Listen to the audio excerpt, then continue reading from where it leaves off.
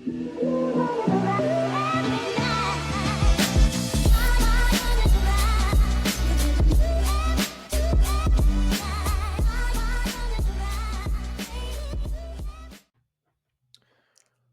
back, guys. We are here again for another episode of Closing the Deal. I am your host, Zach Dixon, and I am joined by my co-host, Sam Enright. What is going on today, Sam?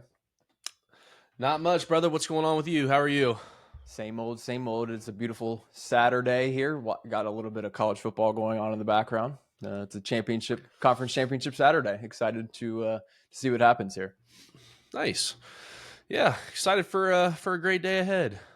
Feel like it should be a good one. You know, sun's shining. It's December.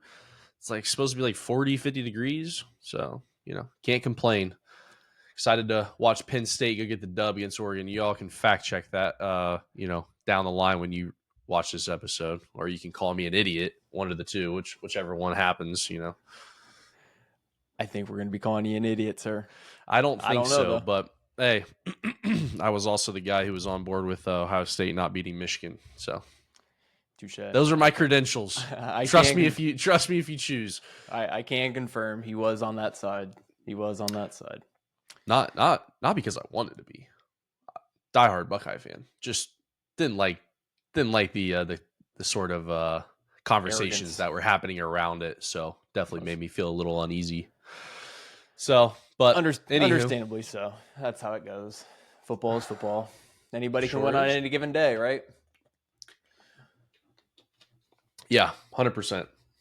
So I think we have a pretty good episode for us today. We are going to be talking about, common first-time homebuyer questions that we see often throughout the process. And so, let's go ahead and get started with what the number one question that we see is, what can I afford? So Sam, what's your feedback on that? Yeah. So what can you afford? That is kind of a loaded question, honestly, because there's a lot of different factors that go into that. Every single person's situation is individual to them. So, there's not really one blanket statement that you could make and it would apply to everybody.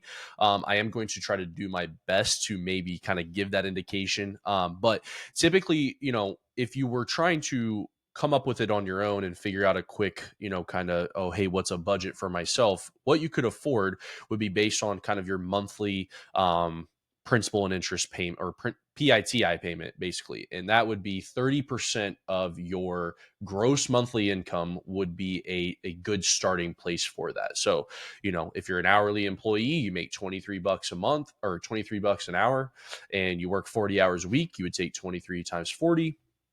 Take that, multiply that by 52 weeks a year, divide that by 12. That would be your gross monthly income. You would take that, multiply it by 30%, and that's going to give you your maximum payment that most typically you'd want to, guess maybe not maximum payment, but that would give you a good idea of a starting point of, okay, here's my budget. I need to keep my payment under this amount. Now, there are certain loan programs and different things that can come into play, and you can, potentially stretch that further than 30%. But again, this is just a general blanket for each individual person. If you're looking online at homes and you want to know, hey, can I afford this? That would be a great way for you to kind of, make that determination for yourself. But ultimately, we would recommend that you go get pre-approved. You would talk to a lender and, talk to them about, what your options would be, because, as we'll cover in other episodes moving forward, it's kind of silly to go shopping for a home without knowing if you can even afford that home in the first place. Because if you follow in Zillow and Realtor.com, you're likely not getting very accurate payments, as those are 20% down scenarios and different things. So definitely talk with a lender. It can lead to a lot of disappointment when you don't ask that question first, the what can I afford question. Again, I've seen it multiple times with clients, getting on to, again, like you mentioned, Zillow.com, taking a look at a dream home of theirs. They fall in love with it, and they call me ready to go see it. I asked them if they have a pre-approval letter. They have no idea what that means. So it's just, that it just saves a lot of disappointment down the road for everybody. Saves time, saves disappointment. And so finding out what you can afford really is key prior to doing anything in the home search. Having that pre-approval letter is key. Because then at that point you're able to offer on properties as soon as you want to. If you want to go see a property right after you get pre-approved, you can do that and make an offer right away. Without Yeah. that pre-approval letter, it's pretty tough to make an offer because number one, you don't know how much you can afford, and number two, sellers love to see that pre-approval letter included in a offer. Obviously, that just shows them that you're qualified to purchase a home. So saves Yeah. everybody time. Saves everybody time. I mean, honestly, think about it. Think about how silly it would be. Like, if you were a buyer and you wanted to go, I mean, think about it. If you were a seller, would you want somebody putting an offer in on your house that can't even give you documentation that supports whether or not they can even afford the house that you're selling? Or would you feel like, oh, as a seller, okay, that's kind of a waste of my time. Why would I deal with this? If they haven't even done the legwork to even see if they can afford this house, why would I consider this offer serious? And so that's something to just take into account for you guys personally. It's not, again, not trying to be mean or rude. It's just reality of the business. If you want to be taken seriously in the real estate market, you got to get pre-approved, because again, it's going to waste not only your time, but your buyer's agent's time, listing agent's time, seller's time, because if you don't know if you can afford the house, it's a fool's errand. So yeah, get pre-approved. Absolutely, couldn't agree more. So let's move on to how is an interest rate calculated? So basically, what is an interest rate too? I think that might be a good starting point as well for some buyers. Obviously, I think people are somewhat aware of what interest rates are. Obviously, having credit cards and maybe your auto loan or something like that. But do you want to touch on maybe what an interest rate is and how it's calculated? Yeah, so your interest rate is basically the cost to borrow the money, and your interest rate is going to be calculated a couple of different ways. So, it's particular to, I guess, your lender. So if you're going through a bank and that bank services their loans, meaning they collect your payment each month, they're going to have a little bit of different rules and regulations around their interest rates than what a mortgage banker is going to have. So, they'll be able to set those and tell you, hey, we'll let you borrow at such and such percent. Now, interest rate is typically, most people think that if you just have a great credit score that you're going to get a great interest rate.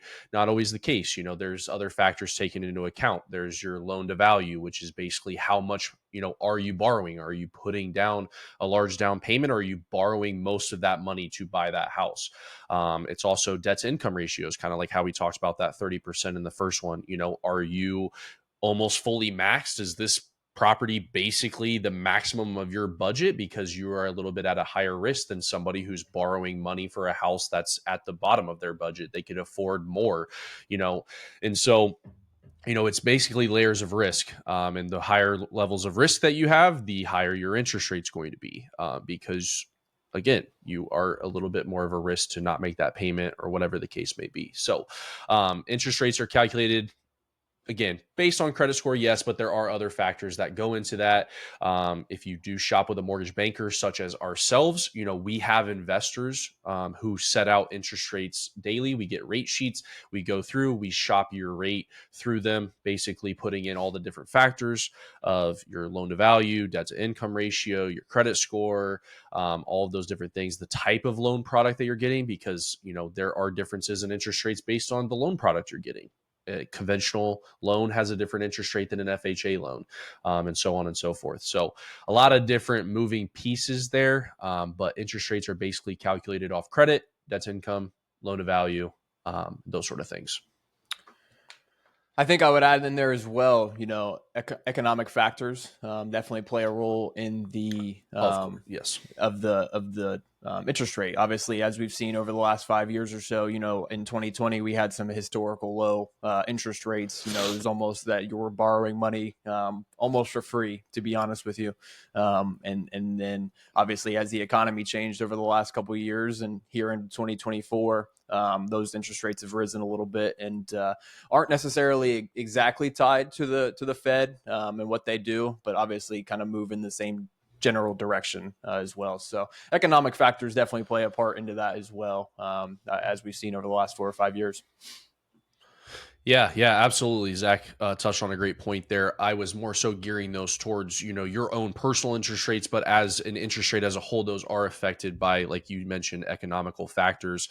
And if you guys wanted to know, typically it follows the 10-year treasury bond. So if you guys are people that look at Yahoo Finance or any of those different finance websites, you want to see kind of what the bond's doing, that's a good indication as to what interest rates are doing. So when that goes up, interest rates are going up. When that goes down, interest rates are going down. So now it's not always, obviously, because the bond's at like a 4 right now, so that doesn't mean it's 4% interest rate or anything like that. It's just tied to that. So that would be a good way for you guys to kind of take a look if you were curious where rates were at from an economical perspective. Definitely, definitely. So moving on, our next, most common first-time home buyer question that we see is, what is PMI, private mortgage insurance? Yeah, so there's different types of PMI. So typically, PMI is associated with conventional loans, but most loan programs, aside from VA, do have a form of mortgage insurance themselves as well. So getting started with FHA, USDA, the government-backed loan programs, FHA, USDA, they have a preset mortgage insurance amount, that you are going to be charged, and that's going to stay there for the life of the loan. VA, for their clients, if you qualify, you do not have mortgage insurance for VA. So that is one of the benefits of a VA loan, no mortgage insurance. Now, conventional is a little bit different. Conventional, they do not have a set amount. You basically would quote mortgage insurance the same way you quote a rate for a conventional borrower. It's based on kind of the same factors that we talked about for interest rates. And this is the loan program that people will tell you, oh, if you put 20% down, or you have to put 20% down to avoid MI, that's what they're referring to. For conventional, if you put 20% down, you avoid having to carry mortgage insurance on your property.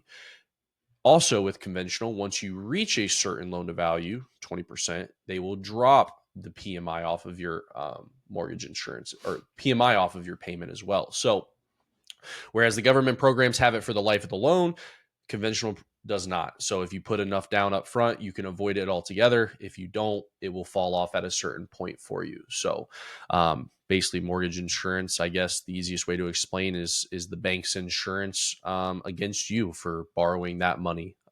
So just in case anything were to happen, you default, those sort of things.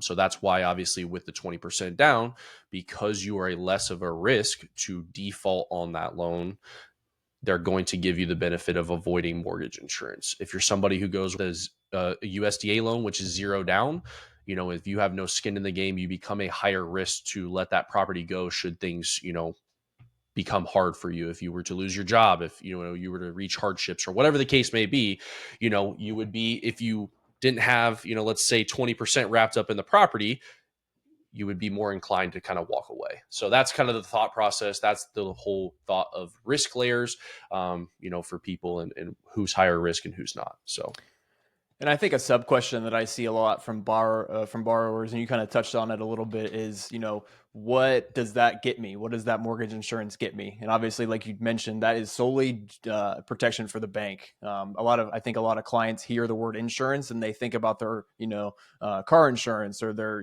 whatever insurance it is. You get a payout if yep, something bad happens. So it's there for protection for you, but in this instance, mortgage insurance is not protecting you.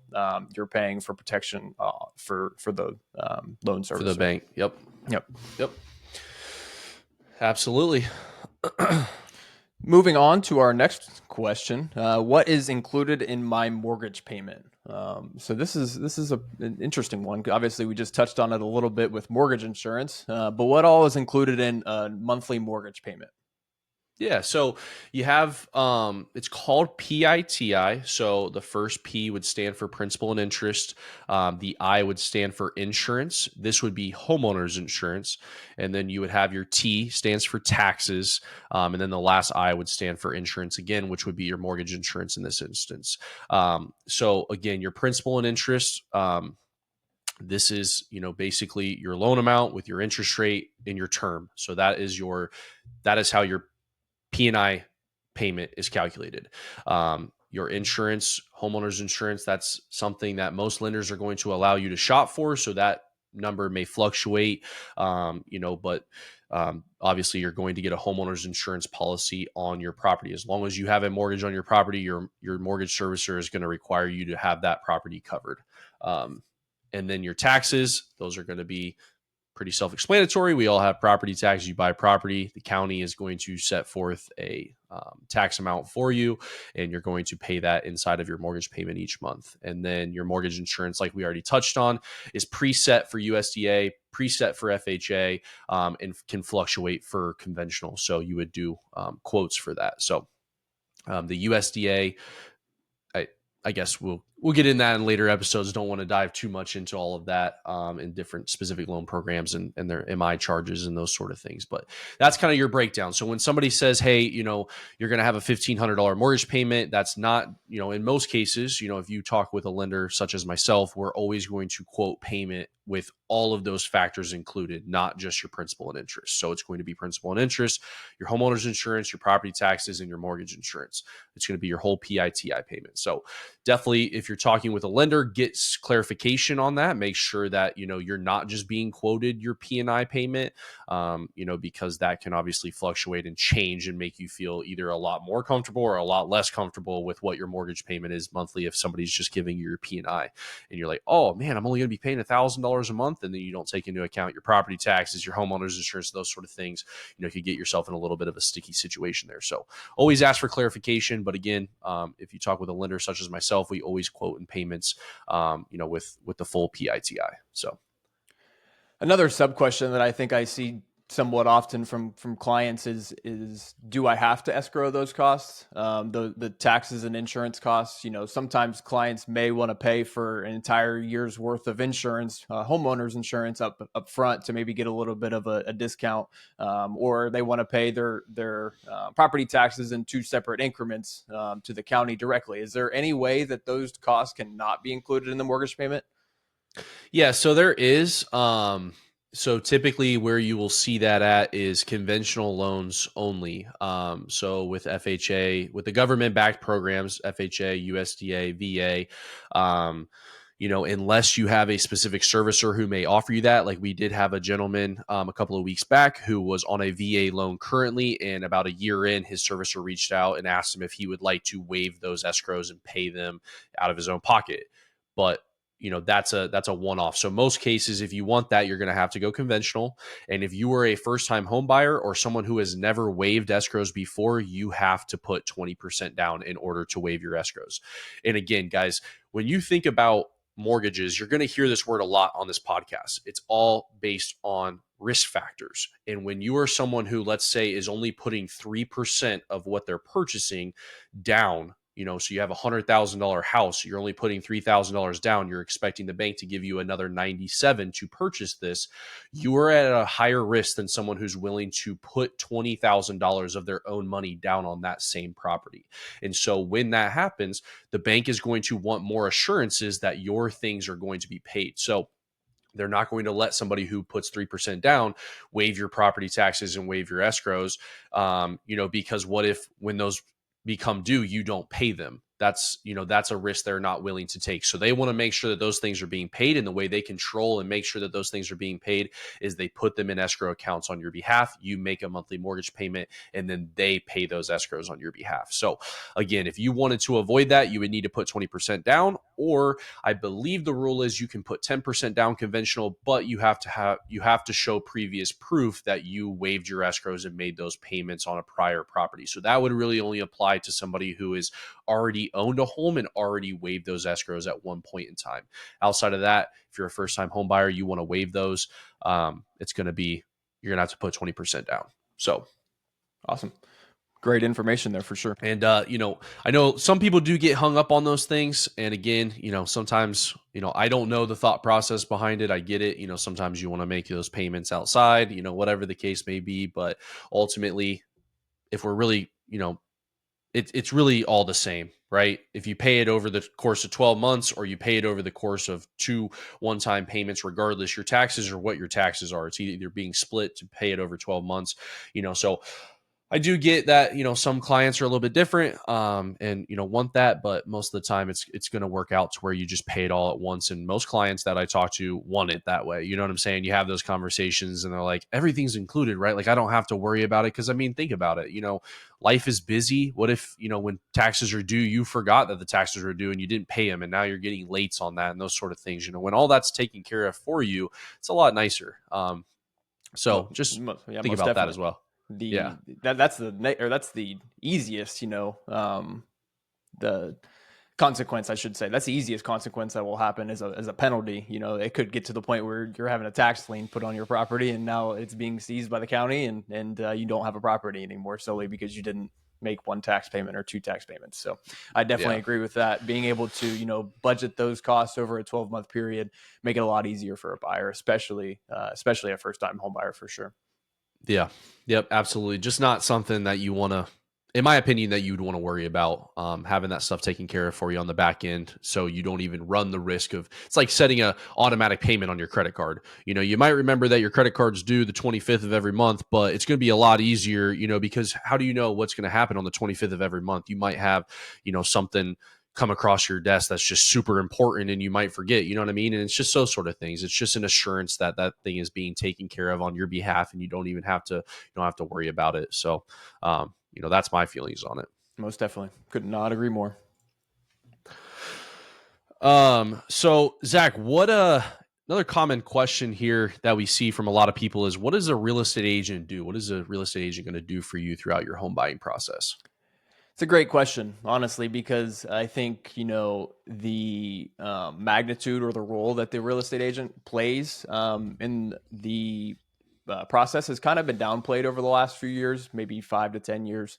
Buyers have felt like they can, do it themselves, but it really is a very complex process from start to finish. Even pre-contract and then post-contract, there's just a lot of different moving parts for a buyer, and that's really what the role of the real estate agent is to control all of those moving parts on our side of things, make sure that the buyer is making well-informed decisions on properties that they're looking to offer on, and then once you do get into contract on something, making sure everything's going smoothly from there, and taking care of inspections, going to the inspections, checking everything out, reading through the inspection report with your client, determining what things are important to your client, and being kind of impartial as well. Obviously the buyer of the property has their interest in the property, the seller of the property has their interest in the property, and as a real estate agent, we're kind of an intermediary. Obviously we're working for our client, but we're also working to close the deal and help the buyer get to the finish line. And so obviously as a buyer with a vested interest in a purchase contract, sometimes you're not always looking at things always the clearest, and so that's kind of another thing that we bring to the table, is to be able to look at things impartially, especially things in the contract like inspections, appraisals, all of those things, earnest money, title, all of those things, so play a big role. Really, I like to just call it a guidance role from the very beginning to the very end. Just being there step by step. For a lack of a better term, holding a buyer's hand and making sure that everything's going smoothly. And obviously, the physical things of being able to get into a property to see it. As a buyer, that's not always the easiest thing to do on your own.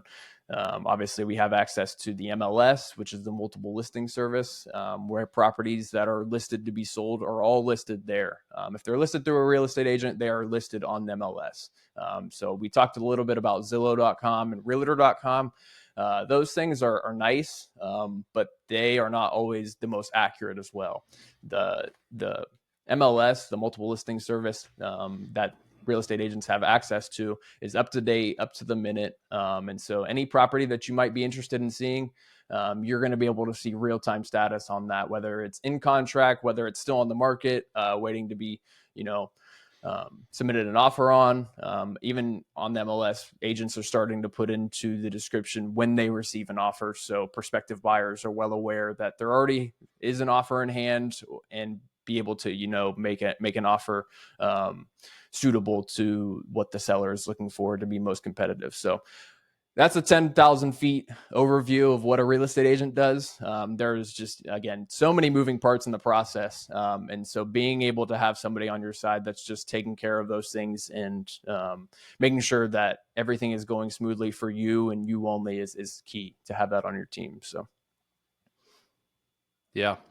Yeah, absolutely. On the lending side of things, I know obviously not something you deal with, but we do have for sale by owner contracts. We do deal with clients who, go at it themselves. And, obviously not saying it can't be done, but it is obviously a much smoother transaction and much easier on the clients themselves. I mean, in all reality, you talk to the clients who do for sale by owner contracts and, it is nice to have that little bit of guidance on the back end just from the real estate agent and just kind of giving them, that clear guidance on where they need to go. And like you said, I think a really important part of that was, when you are buying a home and your feelings that are involved, I'm saying it's hard to get away from it and look at a situation objectively at times. And so, having somebody who's on your side and can still help you, but still maybe remain a little bit more even keeled as it pertains to emotions wrapped up in this, that's a huge benefit.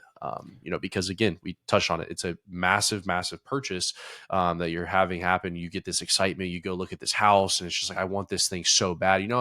Times I've wanted something so bad. I've seen something in the store, and I just stop thinking logically at that point. You know what I'm saying? I'll do whatever it takes to go back and be able to buy this thing. I don't know what it is. You know what I'm saying? It's just I've had those emotions. We've all had those emotions, and so now magnify that times 10 because this purchase is not $1,000 new phone. This is a $150,000, $200,000 new house that I'm gonna raise my kids in, and these sort of things. And so it's like you do get a lot of emotions wrapped up in it, and sort of having those professionals, just even on the lending side of things as well, and just having somebody there to calm you and just say, hey, look, we're going to get through this. This is going to be fine. This is very natural. These are things that just take place, and being that overall just calming presence for you throughout that transaction is just huge in my opinion. Huge. So Absolutely. There's not many times in life where it is a good idea to be irrational, but this situation is the least situation that you should be irrational in. Obviously, with it yeah. being such a large purchase, just take a step back, and then I think that's what we do as real estate agents is advise that don't make irrational decisions and show the other side of things. So Yeah. Yeah, absolutely.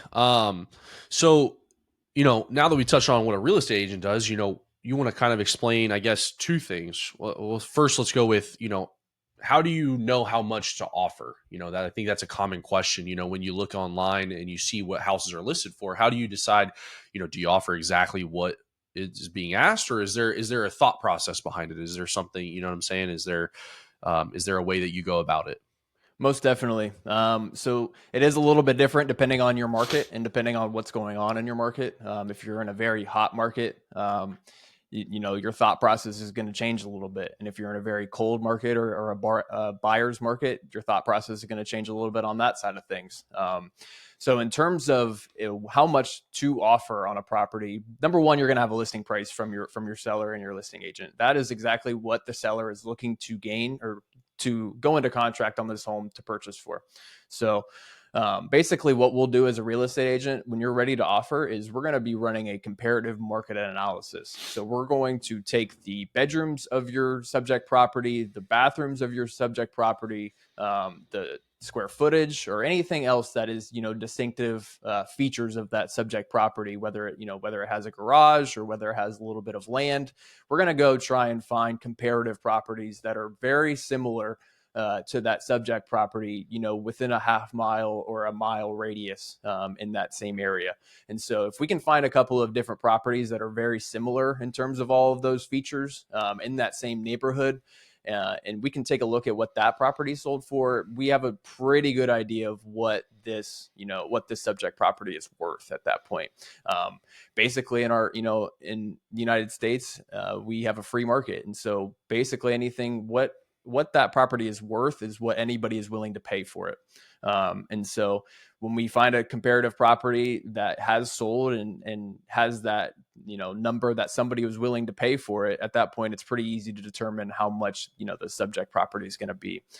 So if we go into a situation where we know we're facing multiple offers already, we're going to try and find that good comparative value on the subject property, but we may think about going up a little bit to make our offer a little bit more competitive, and vice versa. In a buyer's market, we find that value. There might be a little bit of leeway on the lower side to offer a little bit lower, and maybe have that offer accepted because the seller is looking to sell the property ultimately. Regardless of what price it may be. Obviously, their listing price is their number one choice, but their number one goal by listing the property is to sell the property. So when you make an offer, it may get accepted at that point. So it's really just dependent on your market and what's going on in your market. And then secondly, we're going to find out, try to make a best estimated value on this subject property and make an offer from there. Awesome. Yeah, that's great information. And obviously something you probably don't know as just a person who's never bought a home before. So appreciate you touching on that a little bit. And I know you touched on it a little bit in there, but what is a bidding war? What would that look like? I know you touched on multiple offers, but what does a bidding war look like for clients? A bidding war is going to be a situation where you're having multiple offers or multiple buyers interested in the same property. So in reality, a lot of the situations that I've seen over the last 4 or 5 years, if a seller gets an offer, they're going to put in the MLS that they have an offer already, and then they're likely going to make an offer deadline. So if you go see the property at 9 a.m. on a Saturday, they already have an offer at that point. They likely will make a deadline on Monday at 12 p.m. For your highest and your best.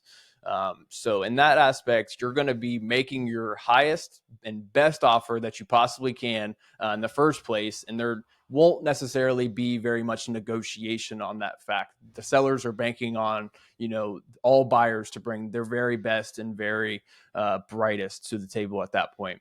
So you're pretty much bidding against other buyers at that point, and that's where the name bidding war comes from. When you're facing 4 or 5 different other buyers, you're bidding against those people, and so you may be bidding the price up, you may be bidding closing date very soon to try and get the seller closed as soon as possible. There's just a couple of different things that you could be bidding against other buyers for. Most likely it's going to be price, though. Most sellers, that's the number one thing they're looking for is price. So Awesome. Appreciate that, brother. So kind of, wrapping up here with our last and probably the biggest one, I would say, right, that we get probably most often is, is owning or renting better? And I think that's a pretty loaded one. And it's obviously going to be specific to you as an individual and what your goals are. We can throw some information out there for you guys, but obviously it's specific to you. Zach. So I guess, what do you think is owning or renting better in your opinion? I'm going to go 100% owning always. Being able to build equity, and I think that's a little bit of a jargon term in real estate. Equity is basically the amount of money that you own in the property. So, say you bought the property for $200,000 and you put $20,000 down, you now have a loan for $180,000. Now, in 3 years, you go get that house appraised again to try and find out a value, and now it's worth $230,000 instead of the $200 that you bought it for. Now you have $50,000 worth of equity in the property instead of the $20,000 that you originally put in. The other $30,000 is now coming from the home's value itself going up that $30,000. So having that, obviously real estate is an appreciating asset, generally speaking, and we've seen that especially over the last 4 or 5 years that it is, it's always going up in general terms. Obviously, it does have some downturns and some negative years, but generally speaking, real estate always goes up. So being able to build that equity while being a homeowner is key. You didn't do anything to maybe earn that extra $30,000. Maybe you did a repair or two, but in general, having that appreciation for just, being a homeowner is key. And so you're making money pretty much while you sleep as a homeowner. And so I think that's the biggest reason for me is as to why somebody should be buying as soon as they possibly can over renting. Yeah. Yeah, absolutely. And to throw some stats out there for you guys, just as Zach touched on the appreciation side of things, yes. So the national average for appreciation is 3%. We have seen some larger growth, like Zach mentioned, in the last 5 years. Obviously, there's we had the COVID of it all. Interest rates fell down.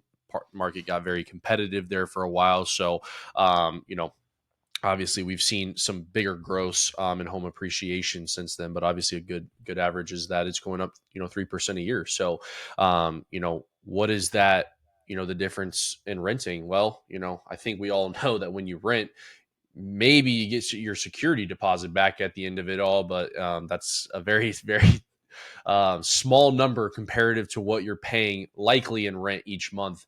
And so, you can easily do the calculation. How much are you paying in rent? Times that by how long you've been living there. And that's how much money has gone to the person that owns that property and not back in for yourself. So, and again, now, obviously, if you make a mortgage payment, not all of that money is going back to your mortgage. There's interest and there's other things included in that. So, but ultimately, you are still paying down your balance while getting your property to be worth more over the course of time. So, you are naturally building equity and money there. So, like Zach said, that's one of the biggest benefits to owning is that when you walk away from your rental property, if you've lived there 1 year, 2 year, 5 year, 10 year, doesn't matter. You're walking away with maybe at best your security deposit, nothing else. You have nothing else to show for that property other than you had a place to live for the last, 1 to 5 to 10 years, whatever the case may be. When you walk away from your home after 5 to 10 years, there's a good chance you're going to walk away with a good bit of money to either propel you into your next property, put some in savings, whatever the case may be. So that's the biggest key difference is when you walk away from owning a home versus walking away from renting a home or renting a property in general. That's going to be the biggest thing. So, you know, obviously that's one of the benefits of owning. Benefits of renting are you don't have the costs associated with the upkeep of a home. You have a management company who comes in and takes care of your appliances and your different things and your upkeep and those sort of things with your property. If your water heater goes out, that is not an expense that you're going to incur. That's going to be on them. So that's one of the benefits right there. So, but again, it's you know based on person to person, but I would say owning is definitely something that I would encourage everybody to do because again, it's one of the biggest wealth vehicles that most people will ever have access to or ever get access to in their life. So Definitely. Couldn't agree more. And then I think another benefit just that I would throw into renting as well is just flexibility in general. Sometimes I think when clients think about buying their own home, it feels like they're stuck in there for 30 years when they're making that 30-year mortgage payment. That's absolutely not the case. You can get it. You can get out obviously by selling it. As well as moving out and also renting that property out as well. I think that's an underrated aspect of the home ownership side of things is being able to rent that property out. Now, the flexibility on the renting side is usually you're only in a contract for 12 months. So at that point, you're able to move somewhere else or resign for 6 months or resign for another year. There's just a little bit more flexibility in terms of renting. There is flexibility in terms of being a homeowner as well, but I think just a little bit more on the renting side.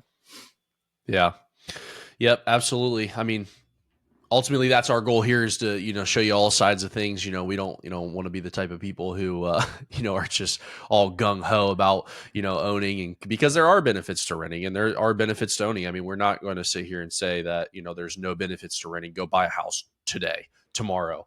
So it's just obviously it's just depending on where you are in your process and your journey of your life, and what makes the most sense for you. But obviously, I think owning a home comes on most people's radar at least some point in their life.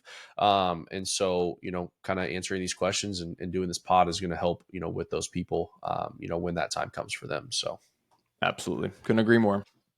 all right, y'all. Well, yeah, I think, we got 40 minutes here. So yeah, I think it's a good podcast for you guys. Again, if there's anything in these questions that went unanswered, or any, common questions that you guys may have that were not touched on here, don't hesitate, put something in the comments, reach out to us, let us know, hey, what are your guys' thoughts on this? Hey, what do you guys recommend for this?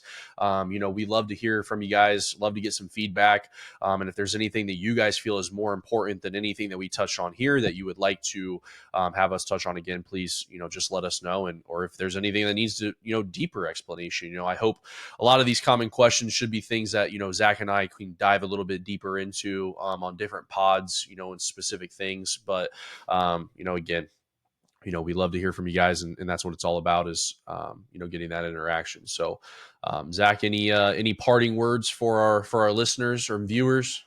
Yeah, so just piggying off of what you just said there. Ultimately, we work for our clients. That's what we do. We're there to answer any questions that they have, work through the process with them. And so I would, as an extension of that, our listeners are a little bit of our clients. We're working for you guys. Make sure that you're following up with us and asking questions, and anything that went over your head or anything like that, something that we didn't answer, just feel free to reach out. We're here for you guys. We're here to bring the values for you guys, so you can be prepared when you start that home buying journey, and feel confident and be ready to go as you go through it. So, want everybody to achieve that home ownership dream, and just that, again, why we're here. Just want to help out. Absolutely. Couldn't have said it better myself. Well, guys, appreciate you guys all tuning in. Again, please, like, subscribe, give us a follow. This will be coming out on, all the platforms we mentioned. If you guys have not already, please go back, listen to our introductory podcast. That will give you guys a great outline of, kind of what our goal is here, what we're aiming to do for you guys. And again, please feel free to engage, because that's, ultimately what this is all about for us. So, yeah, appreciate you all tuning in, and we'll catch you guys on the next one. Absolutely. Thank you guys. Appreciate it. See you guys next time.